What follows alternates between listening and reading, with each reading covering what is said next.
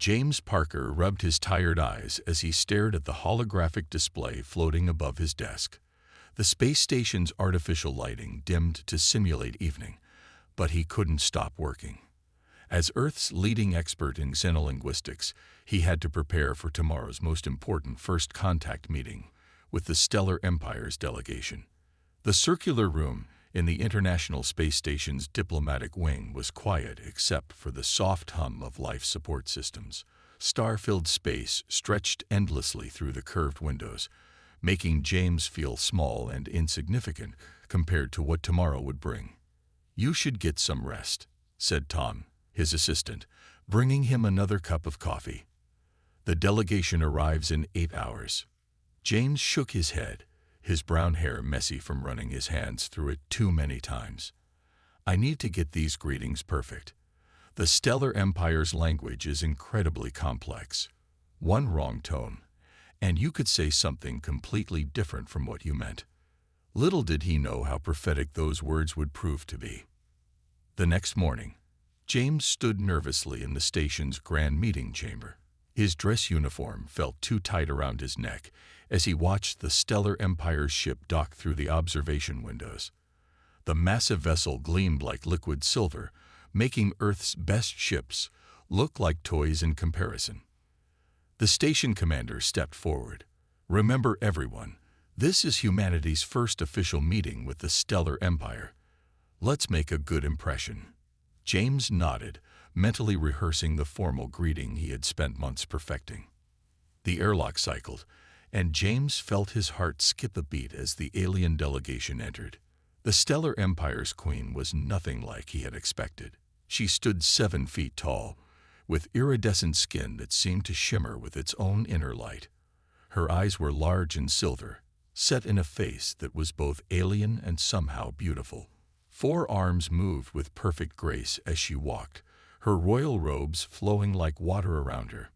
James stepped forward when prompted, his mouth dry. This was his moment. All he had to do was recite the traditional greeting of respect he had practiced hundreds of times. He opened his mouth and began speaking in the musical tones of the stellar language. The words flowed exactly as he had practiced, but something felt wrong. The Queen's silver eyes widened. Her advisors gasped. The entire delegation stared at him in shock. James finished the greeting and smiled nervously, wondering what had gone wrong. Then the Queen did something completely unexpected. She laughed. It was a melodious sound, like crystal wind chimes in a gentle breeze. "I accept," she said in perfect English, surprising everyone. James blinked in confusion. "I'm sorry, Your Majesty." "Accept what?" One of her advisors stepped forward, his face a mix of amazement and horror.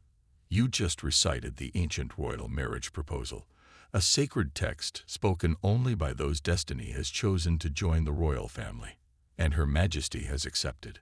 The blood drained from James's face as he realized his mistake.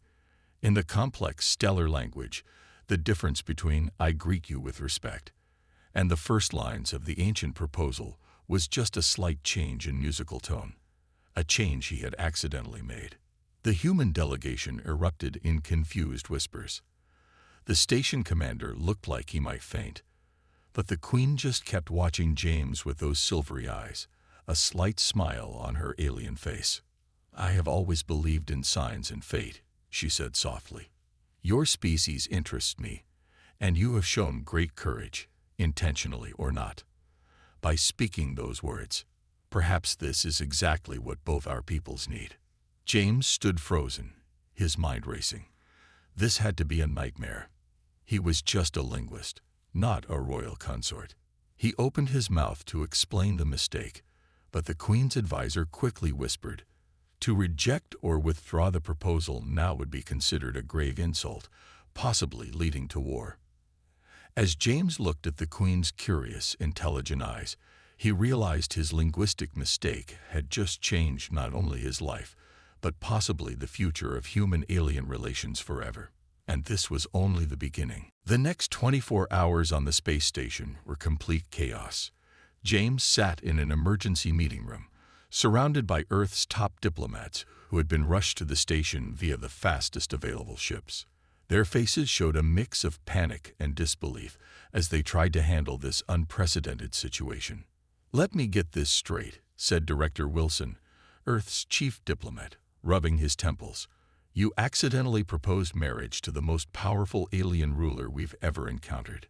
James slumped in his chair. "I changed one musical tone. Just one. In their language, it completely changed the meaning of the greeting." "The situation is more complicated than that," interrupted a tall, blue-skinned alien named Rin, who served as the Queen's chief advisor. "In our culture, the ancient royal proposal can only be spoken when the stars themselves guide the words. The fact that he spoke them, even by accident, is seen as a sign from the universe itself." The human diplomats exchanged worried looks. Director Wilson leaned forward. Surely there must be some way to explain this was a mistake without causing offense. Rin's expression darkened. The last time someone rejected the proposal after speaking those words, it led to a 100-year war that destroyed 3 solar systems. Our people believe that fighting fate brings only disaster. James felt sick to his stomach. "So I either marry the Queen or potentially start an interstellar war." "Correct," Rin said simply. The room erupted in heated discussions. James watched as Earth's representatives argued about protocols, treaties, and diplomatic implications. His future was being decided by people who saw him as either a problem to solve or a tool to use.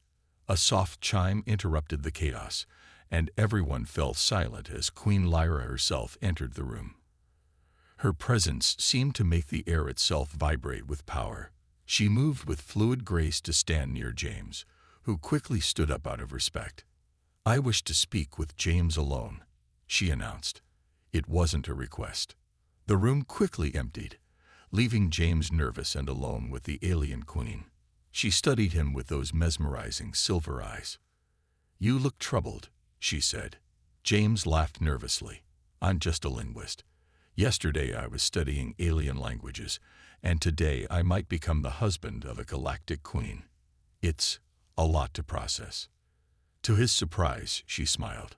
"Do you know why I accepted your accidental proposal?" He shook his head. "For centuries, my advisors have pushed me to choose a mate from the noble houses. All of them perfectly trained, perfectly proper, and perfectly boring." Her silvery eyes sparkled with amusement. "Then you come along, a human who knows nothing of our ways, yet speaks the ancient words. It's refreshing." "But I'm not qualified to be a royal consort," James protested. "Perhaps that's exactly what makes you qualified," she replied. "My empire needs new ideas, fresh perspectives. We have grown too rigid, too set in our ways. You represent change." James considered her words carefully. "And if I refuse?" Her expression grew serious. "Then my enemies will use it as proof that humans are unworthy of alliance with the stellar empire. They will push for isolation, perhaps even conflict. Is that what you want?" "No, of course not," James said quickly. "But this is happening so fast." "Time moves differently when destiny is involved," she said mysteriously. "You have until tomorrow to give your final answer. Choose wisely, James Parker of Earth. Not just for yourself, but for both our peoples." She left him alone in the room, his mind spinning with possibilities. Through the station's windows, he could see both Earth and the massive stellar empire ship. 2 worlds, 2 cultures, and somehow he had landed right in the middle of them. Tomorrow, he would have to decide. Risk an interstellar war by refusing, or accept a role he never trained for, never wanted, but might be exactly what both civilizations needed. The fate of 2 species might depend on his answer. And the clock was ticking. James stood in front of a massive mirror in his new quarters aboard the Stellar Empire's royal ship, trying to make sense of the elaborate royal garments he was supposed to wear. After accepting his role as the Queen's future consort, he had been quickly moved from the space station to begin his training in Imperial protocols. No. His assigned mentor, an elderly alien named Kel, shuffled over. "The ceremonial sash goes over the left shoulder, not the right. Right shoulder is for military commanders, which you are not. James sighed as he adjusted the complex arrangement of shimmering fabric. How many different ways can there possibly be to wear a sash? 47, Kel replied without humor. And each has its own specific meaning and occasion. The past week had been a blur of lessons: how to walk with precise steps, never too fast or slow; how to eat, using all the correct utensils in the right order; how to address different ranks of nobles, get it wrong and cause a blood feud; and countless other rules that made his head spin. Time for your language refinement lessons, Kel announced, checking a glowing tablet. But I already speak the language, James protested. You speak it like a commoner.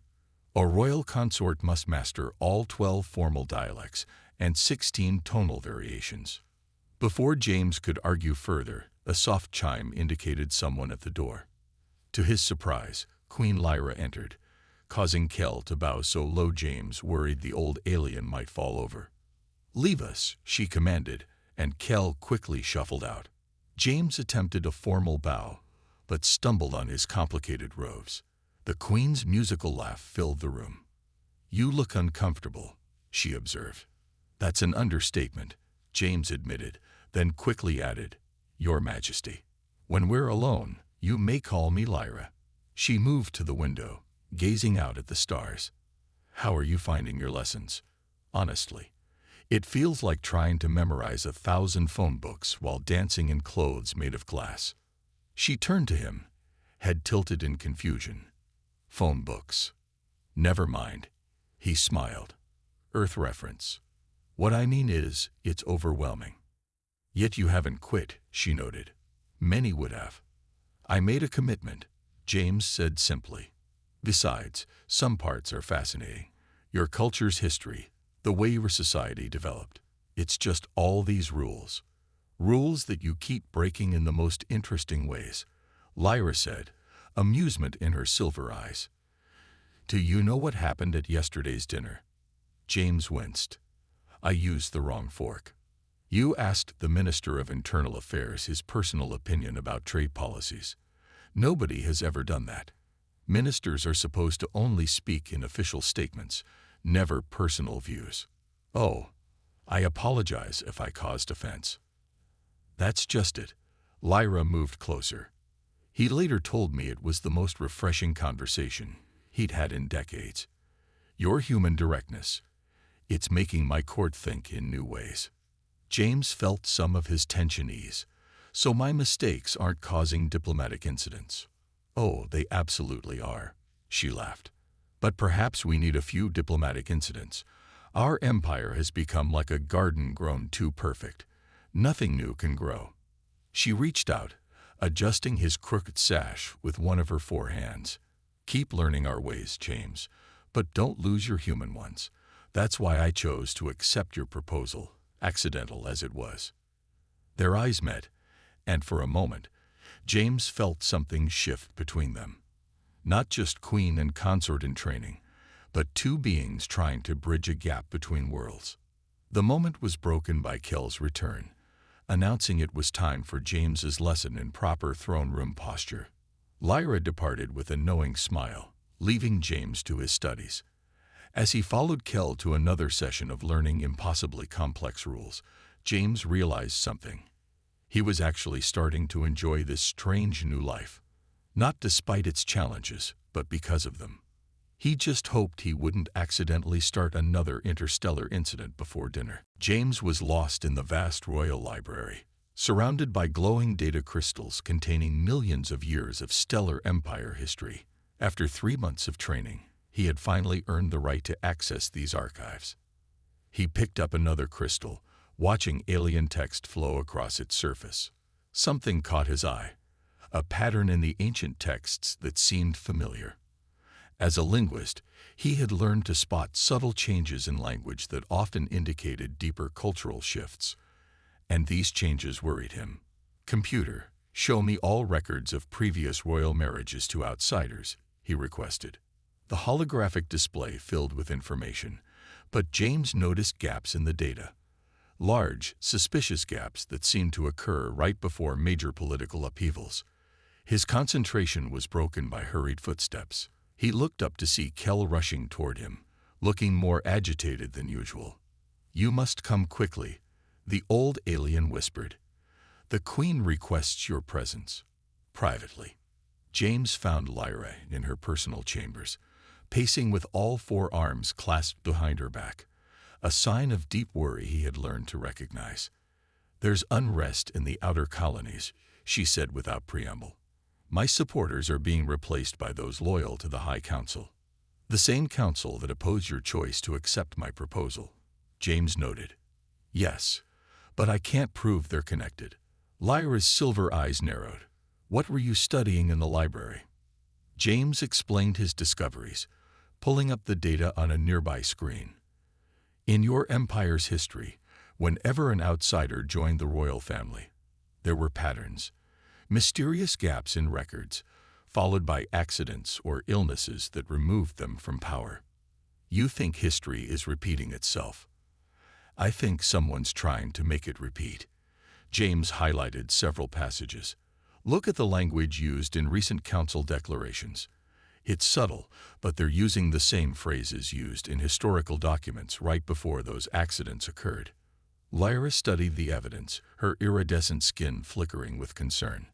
"How did you spot this?" "On Earth, we study how language changes during political upheavals.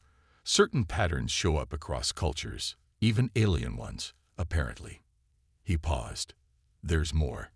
Messages are being sent to the outer colonies using old military frequencies that match those used in previous rebellions. The Council's private military channels." Lyra breathed. "But accessing those is forbidden without royal authorization, unless someone in the royal court is helping them," James suggested carefully. A soft chime interrupted them. The door slid open to reveal one of Lyra's most trusted guards. "My queen, the council has called an emergency session. They demand your presence, alone." Lyra and James exchanged glances. This was exactly the kind of meeting that historical records showed preceding the disappearance of previous royal outsiders. "If you go alone," James started. "If I don't go, they'll claim I'm unfit to rule," Lyra finished. "The penalties for refusing a full council summons are clear in our laws." James thought quickly. "Then we need to be smarter than them. On Earth, we had a saying, 'Keep your friends close, and your enemies closer,'" Lyra finished, surprising him. "We have a similar saying. What do you suggest?" "Go to their meeting," James said, a plan forming. "But first, let's give them something to worry about. If they're using the old patterns, let's show them some new ones." For the first time since the crisis began, Lyra smiled. "You have an idea?" "Several," James replied, reaching for a data crystal. "And they all break about a dozen royal protocols. But if we're right about this conspiracy, following protocols is exactly what they expect us to do." As they began planning their counter-move, James realized how far he'd come from being just a linguist who spoke the wrong words. Now he was helping plan strategy to save an alien empire. And somewhere in the palace, their enemies were gathering, not knowing that their carefully laid plans were about to face something they'd never planned for: human unpredictability combined with royal power. The game was about to change. James stood before the massive windows of the Royal Command Center, watching ships gather in the space above the capital world. The Council's forces weren't even trying to hide their movements anymore. Traditional Stellar Empire protocol said they should respond with military positioning of their own, a formal dance of power that had been repeated for millennia. But James had other ideas. "You want to do what?" Kel asked, his aged face showing more shock than James had ever seen. "We're going to leak information," James explained, addressing the room full of Lyra's loyal commanders. "But not the way you'd expect." Queen Lyra sat on her command throne, watching him with interest. Since discovering the conspiracy, she had given him more freedom to implement his plans. Now was the moment to prove her trust wasn't misplaced. "The Council expects us to follow the old ways," James continued. They're ready for that. What they're not ready for is this. He activated a holographic display showing communication patterns across the Empire. We're going to tell everyone everything. Expose state secrets. One commander gasped. That's forbidden. Not state secrets. James smiled. The truth about how the Council has been stealing from the outer colonies, how they've been hoarding technology that could help millions, and will do it through the entertainment channels. Lyra leaned forward. The common communication networks, the ones used for public shows and music. Exactly. The Council controls the official channels, but they ignore these as unimportant. On Earth, we learned that the fastest way to spread information is through entertainment. People pay more attention to their favorite shows than to official announcements. The room erupted in discussion. This was unlike anything in their protocols, which was exactly the point. James had spent weeks studying how Earth resistance movements had succeeded against larger powers. The key was always to be unpredictable.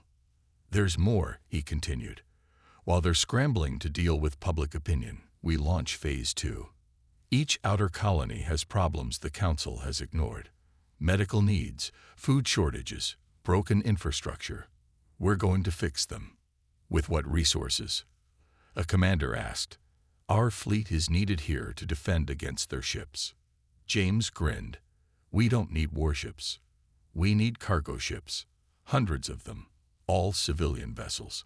Let them try to explain why they're firing on medical supplies and food shipments. Lyra stood, her forearms moving in the pattern that indicated royal approval. This is why I accepted the proposal. This kind of thinking. It's exactly what our empire needs. The next few days were a blur of activity. James coordinated with Earth's media experts, learning how they created content that people couldn't help but share.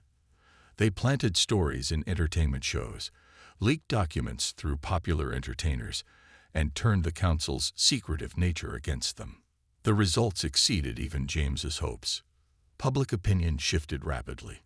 The Council's carefully maintained image crumbled as citizens saw proof of their corruption. When they tried to respond with traditional military displays, they found themselves facing not enemy ships, but thousands of civilian vessels delivering aid to grateful colonies.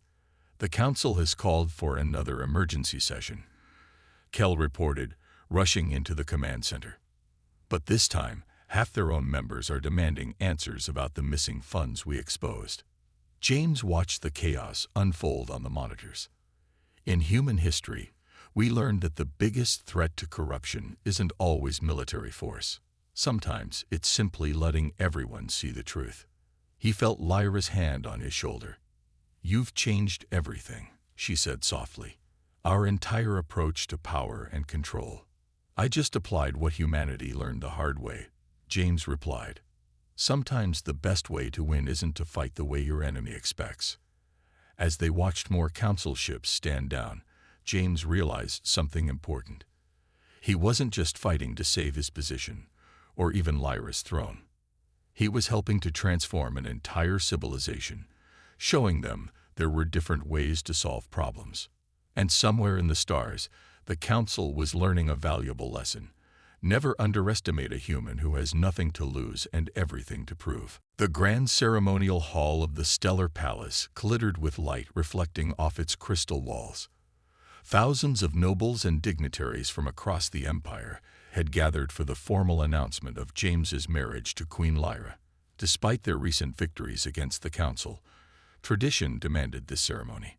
James stood beside Lyra, wearing the full regalia of a royal consort. He'd finally mastered wearing the complicated robes, though the crown still felt strange on his head.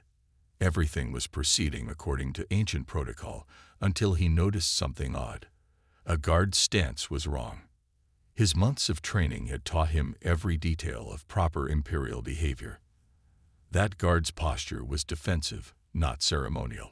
Then he spotted another and another. They were preparing for something. He leaned slightly toward Lyra and whispered, "Something's wrong."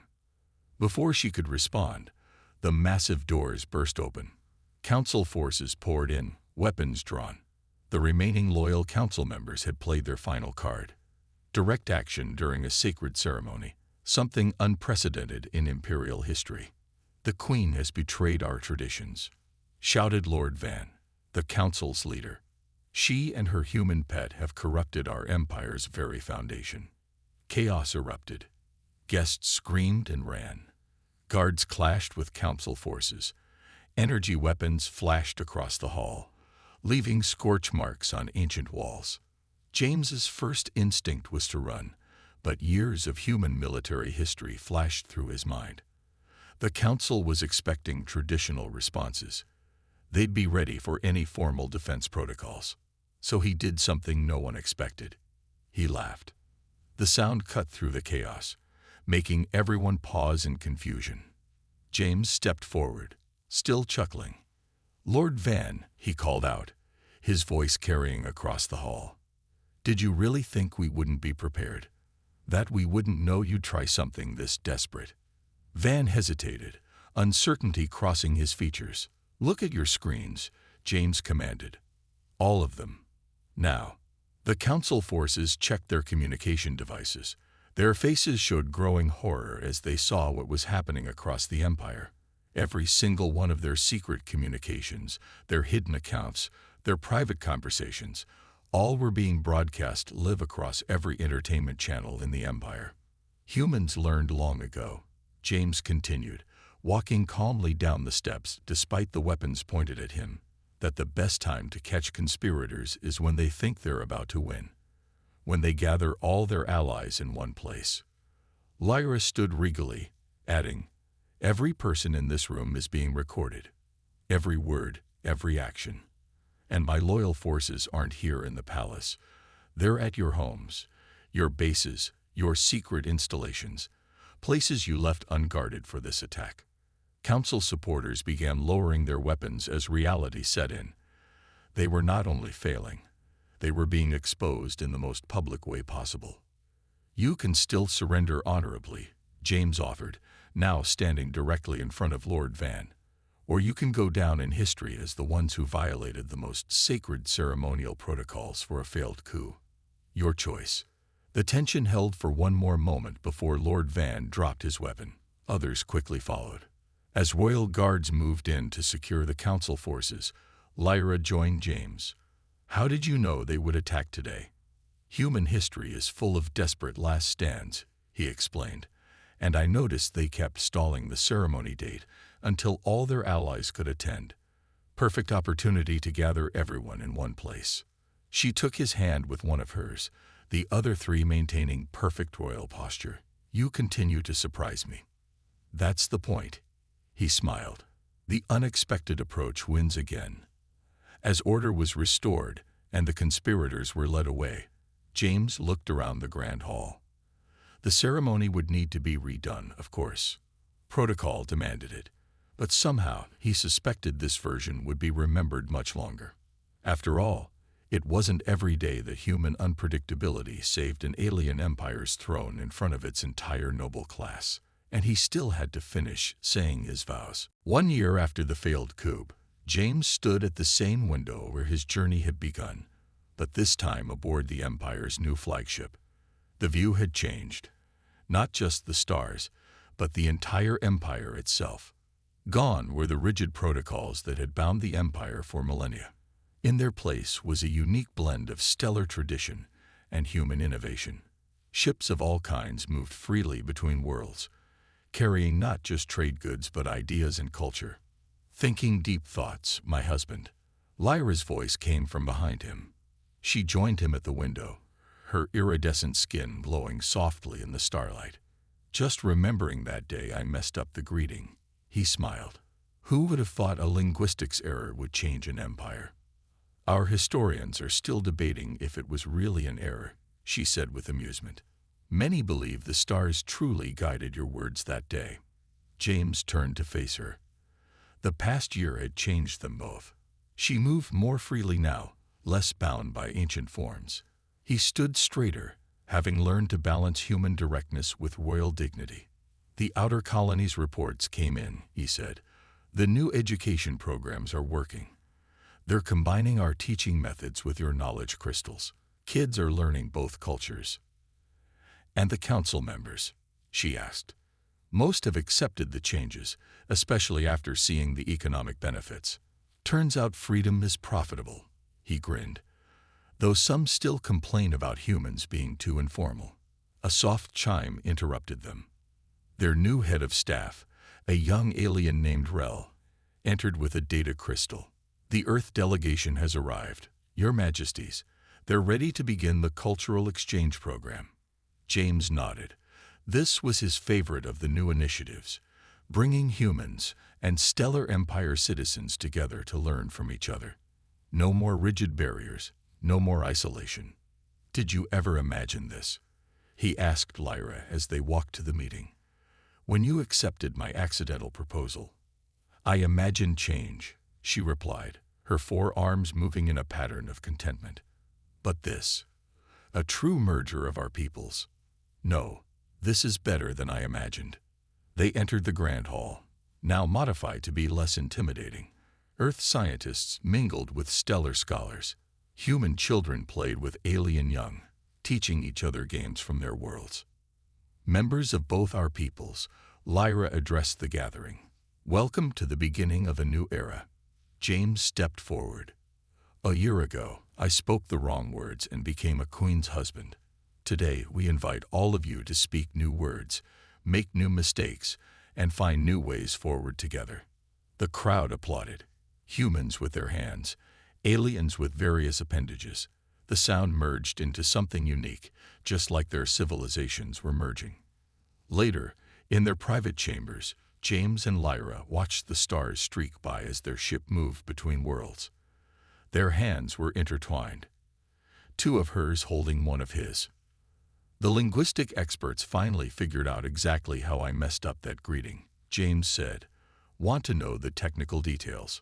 Lyra shook her head. Some mysteries are better left unsolved. Sometimes the wrong words turn out to be exactly right. James smiled, thinking of all the changes one mistake had brought. The Empire was stronger now, more adaptable. Earth had gained amazing new technologies and knowledge, and he had found love in the most unexpected place possible. Ready for another year of changing the universe? He asked. With you? Always, she replied. Though try not to accidentally propose to any other queens. They laughed together, their joy echoing through chambers that once demanded only silence and protocol. As they watched their combined fleet move through space, James realized that sometimes the biggest adventures start with the smallest mistakes, and he wouldn't have it any other way. The end.